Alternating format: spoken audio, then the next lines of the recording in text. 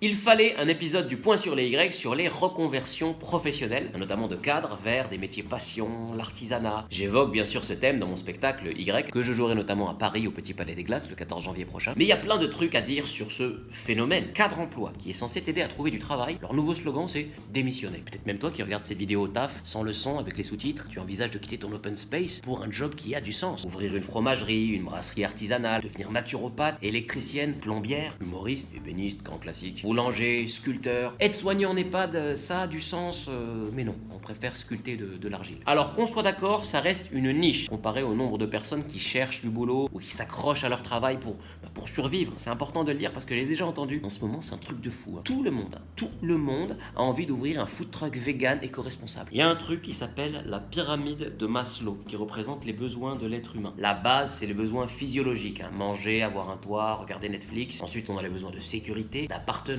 d'estime, et tout en haut de la pyramide, le besoin de s'accomplir. Et bien il semblerait que quand on a atteint le sommet de la pyramide, on se fait chier. Chez les cadres, il y a comme un sentiment d'inconsistance, de ne pas savoir se servir de ses 10 doigts. On n'en utilise que 4, on est beaucoup trop lean, on n'est pas assez agile, faut qu'on optimise le process. Tu me passes le sel? Ouais, c'est ça, le sucre. T'aimerais pouvoir dire, quand j'arrive le matin, sur mon plan de travail, il y a de l'argile, et quand je repars le soir, il y a une tasse. Sauf que c'est plutôt, quand j'arrive le matin, sur mon bureau, il y a un ordinateur éteint, et quand je repars le soir, il y a un ordinateur éteint. Et une tasse, parce que je bois beaucoup de café. On surestime parfois le travail dit intellectuel, en confondant penser et manipuler des concepts, du jargon, des acronymes internes à une boîte. Qui est le plus intelligent? Le boucher qui dit saucisse ou merguez? Ou le consultant qui dit STO ou BTI?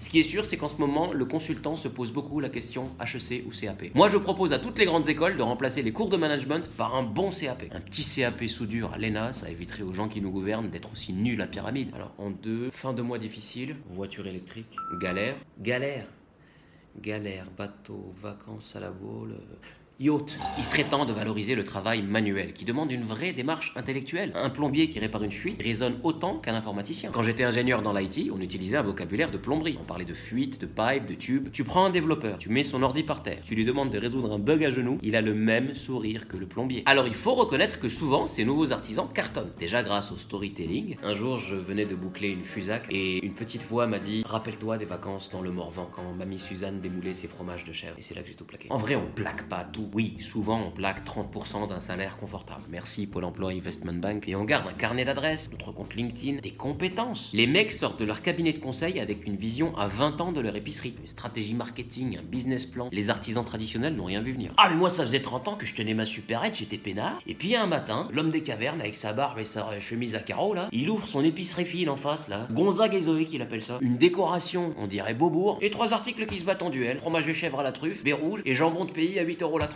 Et ben les gens vont chez lui. Les gens dont il parle, c'est une clientèle qui n'achète pas juste un produit, mais une histoire. CF, le point sur les Y, épisode 2, chaîne YouTube, abonne-toi. Une clientèle qui s'identifie à ces nouveaux artisans, une clientèle qui investit les quartiers populaires, qui n'auront bientôt de populaires que les femmes de ménage qui viendront y travailler. Mais bon, perso, je trouve ça cool que des gens, j'en fais partie, osent le changement, osent renouer avec des valeurs simples, mettre les mains dans le cambouis, remettre en cause un parcours, une autoroute tout tracée pour prendre des départementales. Il faut juste respecter le paysan qui roule à 20 km/h sur son tracteur. Et je vous fais la bise.